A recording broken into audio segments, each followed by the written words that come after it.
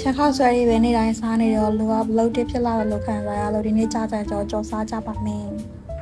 ဒီကြာပြန်ကြော်ကတော့စင်ရင်တာပါရှင်းပေါ့နော်ပါသူများလို့အသားလည်းမထည့်နိုင်ဒါကတော့လက်ကြံပဲနာရှာဖွေထားရဟာလည်းတော့မသိဘူးဒါတော့ဘသူကြော်ပြီးတော့ကြံထားလဲစီလည်းမသိအဲ့စီရဲမှာစောက်ပြီးတော့ကြော်လိုက်ပါမယ်စုံရှိရဲအဲ့ဒီဟော့တော့ကလည်းအဖွားရဲ့ဆိုင်ထဲကနေလိုက်ထားပတ်စံလည်းမပေးရသေးဘူးဒီဗီဒီယိုအင်္ဂါလေးတွေမြင်ပါစေနဲ့စတုံဖြူလေးအနက်မူလာလို့ရှိရင်ကြက်ဥထည့်ပါမယ်ကြက်ဥလည်းနိုင်ထားတာပါဆိုင်ထဲကနေ